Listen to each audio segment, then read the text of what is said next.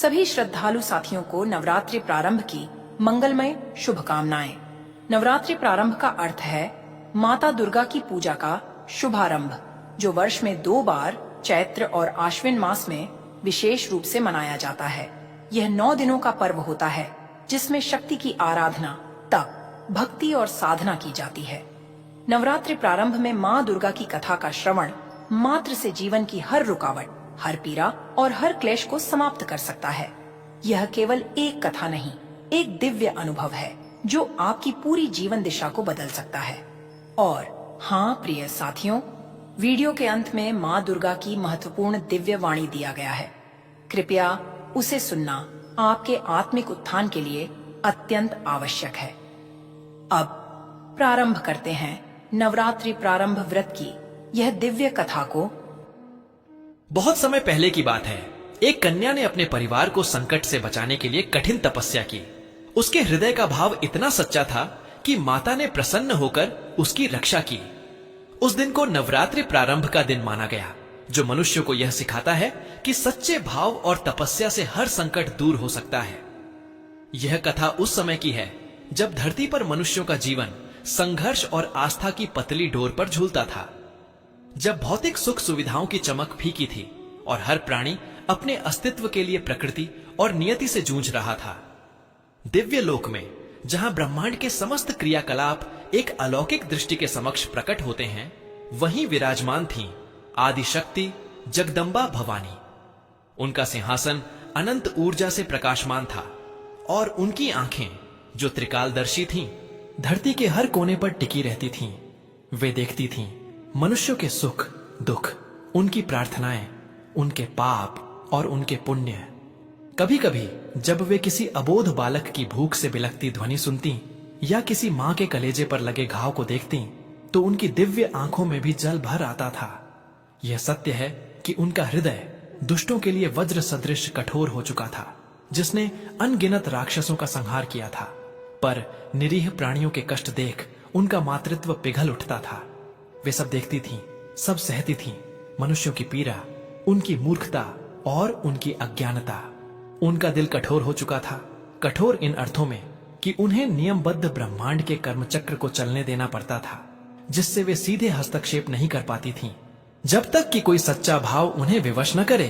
इसी असहनीय पीड़ा को माता दुर्गा सहायता था, एक अलौकिक मौन में, जो केवल एक माँ ही समझ सकती है। धरती पर एक छोटे से गांव में, जिसका नाम शांतिवन था, एक परिवार रहता था। नाम था उनका हरि प्रसाद, उनकी धर्मपत्नी शांता और उनकी इकलौती पुत्री अनाम्या। अनाम्या, जैसा कि उसका नाम था, साधारण नहीं थी। उसकी आंखों में एक ऐसी पवित्रता थी जो किसी भी हृदय को छू सकती थी। वह अपने माता पिता की आंखों का तारा थी, एक मासूम और निश्चल आत्मा। लेकिन शांतिवन पर संकट के बादल मंडरा रहे थे। कई वर्षों से वर्षा नहीं हुई थी, खेत सूख गए थे, कुएं खाली हो गए थे और पशुधन मरने लगे थे। अकाल का साया गहराता जा रहा था और उसके साथ ही एक अज्ञात बीमारी ने गांव को अपनी चपेट में ले लिया था। हर घर में मातम छाया था। हरि प्रसाद और शांता का घर भी अछूता नहीं था। उनके खेत बंजर हो चुके थे और उनकी छोटी सी झोंपड़ी में फाके पड़ने लगे थे। अनामिया की आंखों ने पहली बार अपने पिता को रात भर चिंता में डूबे देखा था और अपनी मां को अंधेरे में आंसू बहाते हुए सुना था। मां, आज भी भूख लगी है, अनामिया का छोटा भाई 5 साल का गोपाल दुर्बल स्वर में कहता। शांता उसे अपने सीने से लगा लेती, उसके सूखे गालों पर चुंबन करती और उसकी अपनी आंखों से आंसू छलक पड़ते। बस थोड़ा सब्र कर मेरे लाल, मैं कुछ ढूंढती हूं। लेकिन वह जानती थी कि उसके पास कुछ नहीं था। हरि प्रसाद बाहर गांव वालों के साथ किसी समाधान की तलाश में भटकते रहते, पर हर तरफ निराशा ही निराशा थी। अनाम्या, जो अभी मात्र 14 वर्ष की थी, इन सब कष्टों को भीतर ही भीतर सह रही थी। उसके कोमल हृदय में अपार कष्ट था, इतना अपार कि वह किसी को बयां नहीं कर सकती थी। उसे अपने माता पिता की दुखती आंखें, गोपाल की सूखी मुस्कान और गांव के बच्चों का भूख से मुरझाया चेहरा अंदर ही अंदर चीर रहा था। वह रात में जागती रहती, अपनी मां के अंधेरे में सिसकने की आवाज सुनती और उसका अपना गला घुटने लगता। क्यों हो रहा है यह सब? क्या ईश्वर नहीं सुनता हमारी पुकार? ये प्रश्न उसके बालमन को मथते रहते। उसका हृदय दया से भरा था। वह अपने परिवार के लिए कुछ भी कर सकती थी। लेकिन क्या? एक दिन उसने अपने पिता को यह कहते सुना, अब कोई उम्मीद नहीं बची शांता, गांव के वैद्य भी हार मान चुके हैं, हम सब बस मृत्यु की प्रतीक्षा कर रहे हैं। इन शब्दों ने अनामिया के अंदर कुछ तोड़ दिया। नहीं, उसके मन ने चीखा, ऐसा नहीं हो सकता। वह अपने परिवार को ऐसे हारते हुए नहीं देख सकती थी। रात के गहन अंधकार में जब पूरा गांव सो रहा था, अनामिया अपनी झोंपड़ी से बाहर निकली। चंद्रमा की क्षीण रोशनी में उसने अपने माता पिता के शांत चेहरे देखे, जिनमें अब केवल थकान और निराशा थी। गोपाल अपने छोटे से बिस्तर पर सिकुड़ा हुआ सो रहा था। उसका पेट भूख से चिपका हुआ था। अनामिया के हृदय में अपार कष्ट का ज्वार उमड़ पड़ा। उसकी आंखों से अविरल आंसुओं की धारा बह निकली। मैं इन्हें ऐसे नहीं छोड़ सकती, मैं कुछ करूंगी। उसे याद आया, उसकी दादी अक्सर उसे देवताओं की कहानियां सुनाया करती थीं। कैसे भक्त अपनी सच्ची श्रद्धा और तपस्या से देवताओं को प्रसन्न करते थे और असंभव को संभव बना देते थे। एक कथा थी पहाड़ों में छिपे एक प्राचीन देवी मंदिर की, जहां कहा जाता था कि आदि शक्ति स्वयं वास करती है। वहां जाकर जो सच्चे हृदय से पुकारता है, उसकी हर इच्छा पूर्ण होती है, दादी कहती थी। यह विचार उसके मन में बिजली की तरह कौंधा। तपस्या, मुझे तपस्या करनी होगी। यह एक जोखिम भरा, अकल्पनीय निर्णय था एक बच्ची के लिए, लेकिन उसके हृदय में परिवार के प्रति प्रेम इतना तीव्र था कि उसने हर भय को रौंद डाला। अगली सुबह उसने बिना किसी को बताए कुछ सूखे पत्ते और एक मिट्टी का घड़ा लेकर घर छोड़ दिया। उसकी मां शांता जब जागी और अनामिया को न पाकर विलाप करने लगी, तब तक अनामिया गांव की सीमा पार कर चुकी थी। उसका हृदय में भय था, हां अवश्य था, परंतु उससे कहीं अधिक था प्रेम और दृढ़ संकल्प। वह अनजानी राहों पर चल पड़ी, जहां कांटे थे, पत्थरीली जमीन थी और जंगली जानवरों का भय था। वह भूखी थी, प्यासी थी और सूरज की तपिश उसकी त्वचा को जला रही थी। लेकिन उसकी आंखों के सामने अपने परिवार के मुरझाए चेहरे थे और उसकी कानों में गोपाल की भूख से भरी आवाज गूंज रही थी। यही उसके तपस्या की पहली सीढ़ी थी, त्याग और कष्ट को सहने की क्षमता। कई दिनों के बाद वह उस प्राचीन मंदिर के पास पहुंची, जिसके बारे में दादी ने बताया था। वह एक पहाड़ी की चोटी पर स्थित था, चारों ओर घने जंगल और विशालकाय वृक्षों से घिरा हुआ। मंदिर जीर्ण शीर्ण अवस्था में था, पर उसकी दीवारों पर देवी मां की एक धुंधली मूर्ति अब भी विराजमान थी। अनामिया ने मंदिर के सामने हाथ जोड़े, उसकी आंखों में आंसुओं के साथ एक नई आशा चमक रही थी। हे मां दुर्गा, उसने फुसफुसाते हुए कहा, मैं नहीं जानती कि तपस्या कैसे करते हैं। मैं एक छोटी सी बच्ची हूं, पर मेरे हृदय में जो पीड़ा है, जो मेरे परिवार के लिए प्रेम है, वह सच्चा है। तू मेरी मां है और मैं तेरी बेटी। मैं तब तक यहां से नहीं हिलूंगी जब तक तू मेरी पुकार नहीं सुनती।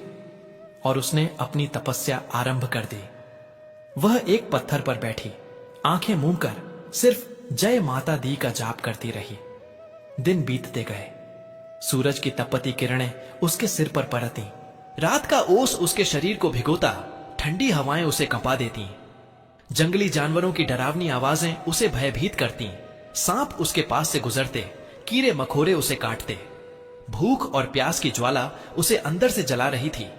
उसके शरीर पर छाले पड़ गए थे, त्वचा फट गई थी और हड्डियां दिखने लगी थीं।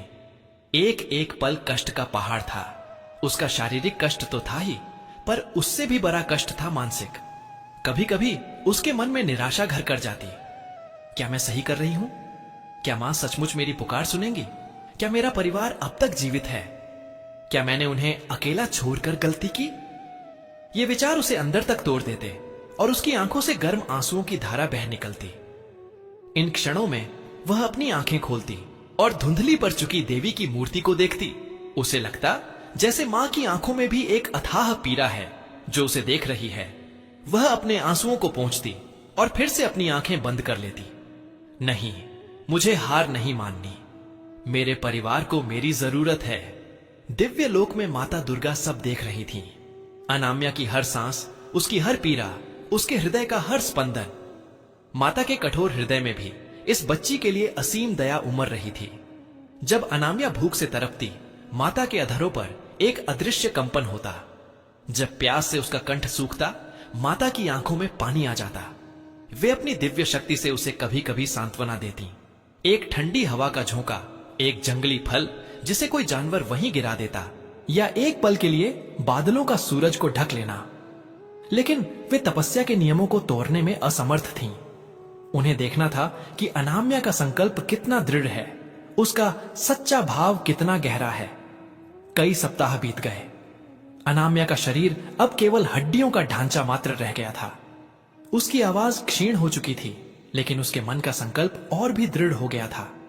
अब उसके पास सोचने की भी शक्ति नहीं बची थी। वह बस एक यंत्रवत जय माता दी का जाप करती रहती, और उसकी आंखों के सामने उसके परिवार के चेहरे घूमते रहते। वह लगभग बेहोशी की हालत में थी जब एक रात भयंकर तूफान आया। बिजली करक रही थी, मूसलाधार वर्षा हो रही थी, और तेज हवाओं से पैर झर से उखड़ रहे थे। अनामिया उस पत्थर पर निढाल पड़ी थी। उसका शरीर ठंडी बारिश में कांप रहा था। उसे लगा यह उसकी अंतिम रात है। क्षमा करना मां, मैं हार गई। क्षमा करना मां, पिताजी, मां, गोपाल। उसके मन की अंतिम पुकार निकली। उसकी सांसें धीमी पड़ने लगी थीं और उसकी आंखें बंद होने लगी थीं। ठीक उसी पल दिव्य लोक में माता दुर्गा का धैर्य जवाब दे गया। उन्होंने देखा अनामिया का शरीर अब और नहीं सह पाएगा। उसकी तपस्या पूर्ण हो चुकी थी। उसका सच्चा भाव ब्रह्मांड को हिला चुका था। माता की आंखों से अब करुणा की अविरल धारा बह निकली, और उनका कठोर हृदय जो ब्रह्मांड की नियति के नियमों से बंधा था, उस बच्ची के प्रेम के सामने पिघल गया। एक पल के लिए तूफान थम गया। मंदिर के ऊपर से एक अलौकिक स्वर्णिम प्रकाश पुंज धरती पर उतरा। अनामिया ने अपनी क्षीण होती दृष्टि से देखा। उसके सामने वही धुंधली मूर्ति अब जीवंत हो उठी थी। देवी मां अपने पूर्ण स्वरूप में प्रकट हुई। उनके 8 भुजाओं में शस्त्र सुशोभित थे। उनका मुखमंडल दिव्य प्रकाश से जगमगा रहा था, पर उनकी आंखों में अनामिया के लिए असीम वात्सल्य और करुणा थी। अनामिया की आंखों से आंसू बह निकले। ये दुख के नहीं, बल्कि कृतज्ञता और प्रेम के आंसू थे। मेरी बच्ची अनामिया। देवी मां की आवाज मेघ गर्जना जितनी शक्तिशाली, किंतु मां की लोरी जितनी मधुर गूंज उठी। तेरा सच्चा भाव और तेरी कठिन तपस्या ने ब्रह्मांड के हर नियम को झुका दिया है। तूने अपने परिवार के लिए जो कष्ट सहे हैं, वह किसी भी तपस्वी के लिए प्रेरणा है। तेरे हृदय का प्रेम और त्याग अद्वितीय है। मैं तेरी तपस्या से अत्यंत प्रसन्न हूं। अनामिया ने कुछ कहने की कोशिश की, पर उसकी आवाज नहीं निकली। उसने बस हाथ जोड़ दिए। माता मुस्कुराई। उठ मेरी पुत्री, तेरी तपस्या सफल हुई। आज से तेरे गांव में वर्षा होगी, रोग दूर होंगे और सभी संकट समाप्त हो जाएंगे। तेरा परिवार सुरक्षित है और अब कभी दुख के साए तले नहीं रहेगा। एक दिव्य ऊर्जा ने अनामिया के शरीर में प्रवेश किया। क्षण भर में उसके सारे घाव भर गए। उसका शरीर स्वस्थ और पुष्ट हो गया और उसकी आंखों में नई चमक आ गई। वह उठ खड़ी हुई और देवी मां के चरणों में गिर पड़ी। हे मां, यह सब आपकी कृपा है, उसने रूंधे गले से कहा। माता ने उसे उठाया। यह तेरी तपस्या का फल है पुत्री। आज से मनुष्य को यह याद दिलाने के लिए कि सच्चे भाव और तपस्या से हर संकट दूर हो सकता है, इस दिन को नवरात्रि के प्रथम दिन के रूप में जाना जाएगा। 9 दिनों तक जो भी सच्चे हृदय से मेरी आराधना करेगा, उसे अनामिया की तपस्या का स्मरण होगा और मैं उसकी रक्षा करूंगी। माता दुर्गा ने आगे कहा। उनकी आवाज में चेतावनी और शिक्षा दोनों का मिश्रण था। मनुष्यों को यह समझना होगा कि केवल कर्मकांड या दिखावा पर्याप्त नहीं है। मुझे भौतिक चरावे नहीं, बल्कि हृदय का सच्चा भाव चाहिए। जब तक तुम्हारा हृदय दूसरों के कष्टों से द्रवित नहीं होता, जब तक तुम निस्वार्थ भाव से त्याग नहीं करते, तब तक मेरी कृपा पूर्ण रूप से प्राप्त नहीं हो सकती। अनामिया की तपस्या यह सिखाती है कि प्रेम, त्याग और अटूट विश्वास ही सबसे बड़ी शक्ति है। यह एक चेतावनी भी है, भौतिक सुखों के पीछे भागते हुए अपनी आत्मा और अपने मूल्यों को न खो देना। जब भी धरती पर संकट गहराएगा, सच्चे भाव से की गई तपस्या ही उसे दूर कर सकती है। यह कहकर देवी मां अपने दिव्य रूप में विलीन हो गईं। पीछे छोड़ गईं, सिर्फ एक सुनहरी आभा और अनाम्या के हृदय में असीम शांति। अगले दिन सुबह होते ही अनाम्या अपने गांव की ओर चल पड़ी। उसका हृदय अब हल्का था, पर उसके कदम दृढ़ थे। जब वह गांव के पास पहुंची तो उसने देखा आकाश में काले बादल छाए हुए थे और देखते ही देखते मूसलाधार वर्षा होने लगी। सूखी धरती प्यासी थी और उसने हर बूंद को सोख लिया। गांव वाले बाहर निकल आए, अपनी आंखों पर विश्वास नहीं कर पा रहे थे। उनकी आंखों में आंसू थे, पर इस बार ये दुख के नहीं बल्कि आनंद और कृतज्ञता के आंसू थे। अनाम्या घर पहुंची। उसके माता पिता जो उसकी चिंता में सूख गए थे, उसे देखकर स्तब्ध रह गए। अनाम्या ने उन्हें गले लगा लिया और उन्हें सारी बात बताई। उनकी आंखों से भी आंसुओं की धारा बह निकली। गोपाल, जो अब तक दुर्बल था, अपनी बहन को देखकर मुस्कुराया और एक नई ऊर्जा उसके चेहरे पर झलक रही थी। धीरे धीरे वर्षा ने खेतों को सींचा। बीमारी दूर होने लगी। गांव में फिर से खुशहाली लौटने लगी। अनाम्या की कथा पूरे गांव में फैल गई और फिर दूर दूर तक। लोगों ने समझा कि कैसे एक छोटी सी बच्ची अपने सच्चे भाव और कठिन तपस्या से अपने परिवार और पूरे गांव को बचा सकती है। और तब से हर वर्ष जिस दिन अनाम्या ने अपनी तपस्या आरंभ की थी, वह दिन नवरात्रि का प्रथम दिन माना जाने लगा। 9 दिनों तक लोग देवी मां की आराधना करते हैं, अनाम्या की तपस्या का स्मरण करते हैं और अपने हृदय में सच्चे भाव और निष्ठा को जगाने का प्रयास करते हैं। यह मनुष्य को सिखाता है कि चाहे कितने भी बड़े संकट क्यों ना आ जाएं, सच्चा भाव, अटूट विश्वास और निस्वार्थ तपस्या हर कष्ट को दूर कर सकती है। दिव्य लोक में माता दुर्गा अब भी धरती पर दृष्टि रखती हैं। जब वे देखती हैं कि कोई भक्त सच्चे हृदय से उनकी आराधना कर रहा है, जब वे देखती हैं कि कोई अनाम्या की तरह निस्वार्थ प्रेम से ओतप्रोत है, तो उनके होठों पर एक संतोषमयी मुस्कान आ जाती है। उनकी आंखों में अब भी जल भर आता है, पर ये आंसू अब केवल करुणा के नहीं बल्कि आशा के भी होते हैं। आशा के मनुष्य कभी भी सच्चे भाव की शक्ति को नहीं भूलेगा और अनाम्या की तपस्या की यह प्रेरणा युगों युगों तक एक प्रकाश पुंज बनकर जगमगाती रहेगी। यह कथा हर हृदय में यह विश्वास जगाती है कि मां की करुणा प्राप्त करने के लिए भौतिकता नहीं बल्कि हृदय की पवित्रता ही सर्वोपरि है। और यही सबसे बड़ा सत्य है जो हर युग में मनुष्य को साहस और प्रेरणा देता रहेगा। मित्रों, इस वीडियो में नवरात्रि प्रारंभ की पावन व्रत कथा यहीं पर समापन होती है। अब आइए मां दुर्गा की करुणामयी संदेश को सुनते हैं। नवरात्रि प्रारंभ की कथा से जनित करुणा, चेतावनी और आशा की पुकार अवश्य सुने। हे मेरे सूर्य के भांति पुत्र, ओ मेरे प्रकाश संतान, सुनो मेरी पुकार। मैं दुर्गा मां हूं, तुम्हारी जननी, तुम्हारी रक्षक, तुम्हारी चेतावनी भी। मैं मां दुर्गा हूं, जगत जननी। हे इस धरती पर जन्म लेने वाले नन्हे जीवों, तुम सब मेरी संतान हो। मैं वही हूं, तुम्हारी मां, तुम्हारी रक्षा करने वाली, तुम्हारे सुख दुख की साक्षी। मैं वही दुर्गा हूं, अंधकार का संहार करने वाली, पर करुणा से भरी हुई भी। तुम सोचते हो कि मैं केवल युद्ध भूमि में प्रकट होती हूं, राक्षसों का वध करने, दैत्यों का नाश करने, पर यह भी सत्य है कि मैं हर उस जगह उपस्थित हूं जहां कोई बालक भूख से बिलखता है, जहां कोई मां आंसुओं में डूब जाती है, जहां कोई पिता निराश होकर आकाश की ओर देखता है। मेरे हृदय में सबसे पहले वही पीड़ा उतरती है। हां मानव, मैं देखती हूं तुम्हारा हर कष्ट, तुम्हारा हर आंसू। मैं जानती हूं जब तुम अंधकार में डूबते हो तो तुम्हें लगता है कि मां ने तुम्हें छोड़ दिया। तुम्हें लगता है कि प्रार्थनाएं अनसुनी हो गईं, पर सुनो, तुम्हारा हर आंसू, तुम्हारी हर पुकार मेरी आत्मा तक पहुंचती है। हे मानव, तुम्हारी पीड़ा देखकर मेरा हृदय भी रो पड़ता है, पर जान लो, मैं तुम्हारे हर संकट को तुरंत समाप्त नहीं कर सकती, क्योंकि इस ब्रह्मांड का नियम है, कर्म का चक्र चलता है। तुम्हारे अपने कर्म ही तुम्हारे जीवन को आकार देते हैं, लेकिन जब तुम्हारे हृदय का भाव निर्मल हो जाता है, जब तुम्हारी तपस्या सच्ची हो जाती है, जब तुम्हारी आंखों से केवल अपने लिए नहीं बल्कि दूसरों के लिए आंसू बहते हैं, तब मैं बंधनों को तोड़ देती हूं। हे मेरे लाल, अनाम्या की तरह याद करो, वह छोटी बच्ची, उसने भूख, प्यास और मृत्यु का सामना किया, पर अपने परिवार के लिए। उसके हृदय का प्रेम इतना पवित्र था कि उसने मेरे अस्तित्व को हिला दिया। उसका त्याग, उसकी पुकार ने मुझे विवश कर दिया और मैं स्वयं प्रकट हुई। क्या तुम समझते हो? उस मासूम की तपस्या ने ही नवरात्रि का आरंभ बनाया। उसका प्रेम ही इस उत्सव का आधार है।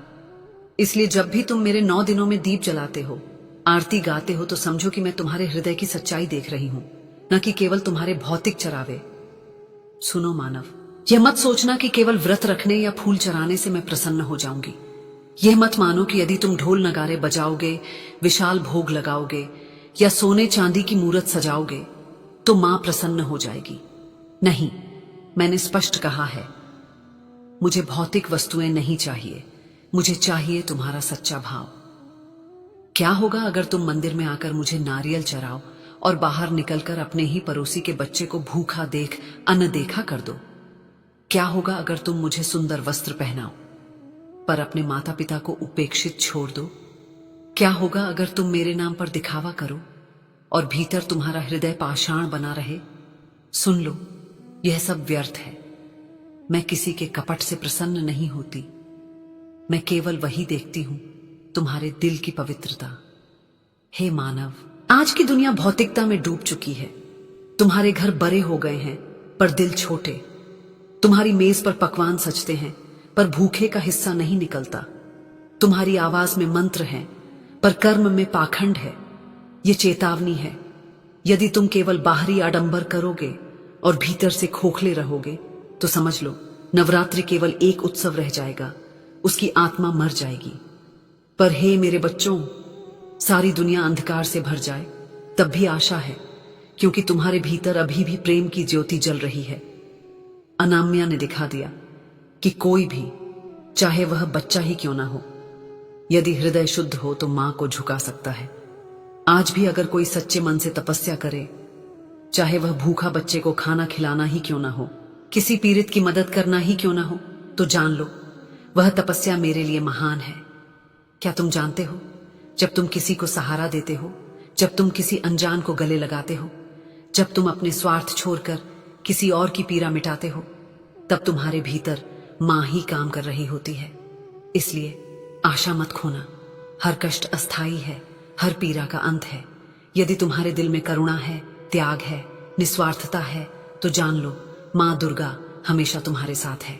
हे मानव, हे मेरी संतान, कभी यह मत सोचना कि तुम अकेले हो। कभी यह मत मानना कि तुम्हारी पुकार व्यर्थ है। मैं सदा सुन रही हूं तुम्हारे रुदन को, तुम्हारी हंसी को, तुम्हारी थकान को। जब तुम्हारा दिल टूटता है तो मेरा भी टूटता है। जब तुम्हारा बच्चा भूख से रोता है तो मेरी छाती भी छलनी होती है। जब कोई स्त्री अपने आंगन में बेटे की मृत्यु पर विलाप करती है तो मेरी आंखें भी बरस जाती हैं। पर जब मैं देखती हूं कोई मां अपने बच्चे को गले लगाकर उसे उम्मीद देती है, कोई पिता अपने आंसू छुपाकर अपने परिवार को हिम्मत देता है, कोई बालक भूखा रहकर भी अपने छोटे भाई को रोटी दे देता है, तब मेरा हृदय गर्व से भर जाता है। हां मानव, यही है सच्ची पूजा, यही है सच्चा नवरात्रि। हे मानव, सनातन धर्म यही सिखाता है। सत्य, करुणा और त्याग ही सबसे बड़ा तप है। नवरात्रि केवल 9 दिन का उत्सव नहीं, यह तुम्हारे जीवन का प्रतीक है। 9 दिन का अर्थ है अंधकार से प्रकाश की यात्रा। नवरात्रि का अर्थ है अपने भीतर के राक्षसों का वध करना। नवरात्रि का अर्थ है अपने भीतर की करुणा को जागृत करना। यदि तुम यह समझ गए तो जीवन में कभी हारोगे नहीं। यदि तुम भूल गए तो तुम्हारा अस्तित्व केवल शरीर तक सीमित रह जाएगा। इसलिए उठो, जागो, अपने हृदय में प्रेम जगाओ, अपने कर्मों में सच्चाई लाओ, अपने रिश्तों में निष्ठा भरो। मैं सदा तुम्हारे साथ हूं जब तक तुम्हारा भाव निर्मल है। आओ मेरे लाल, मेरा आंचल तुम्हारे लिए हमेशा खुला है। आओ, रो लो मेरे कंधे पर, थक जाओ तो मेरे चरणों में विश्राम कर लो। पर याद रखना, दुनिया में चलते समय कभी भी किसी और की पीड़ा को अनदेखा मत करना, क्योंकि वही असली तपस्या है। हे मानव, नवरात्रि का यह प्रथम दिन सदा तुम्हें स्मरण कराता रहेगा कि एक छोटी बच्ची अनामिया ने अपने परिवार के लिए सब कुछ सह लिया और मां ने स्वयं आकर उसके आंसू पोंछ दिए। आज से हर युग में मैं उसी पुकार की प्रतीक्षा करती रहूंगी जो सच्चे दिल से उठे। मित्रों, इस वीडियो में नवरात्रि प्रारंभ की पावन व्रत कथा और दिव्य वाणी यहीं पर समापन होती है। हम कामना करते हैं कि मां दुर्गा की कृपा बनी रहे, आपके जीवन में सदैव सुख, शांति, समृद्धि हो और सकारात्मक ऊर्जा का संचार होता रहे। यह विशेष दिन न केवल भक्ति भाव से भर देता है, बल्कि हमारे जीवन में एकता, प्रेम और आस्था का संदेश भी लेकर आता है। नवरात्रि प्रारंभ की कथा को सुनने के लिए हृदय से धन्यवाद। कृपया अपने विचार और अनुभव कमेंट्स में अवश्य साझा करें और जय मां दुर्गा लिखना न भूलें। आपके द्वारा किए गए कमेंट्स न केवल आपको प्रेरित करेंगे, बल्कि अन्य दर्शकों के लिए भी भक्ति और श्रद्धा का स्रोत बनेंगे। जय मां दुर्गा।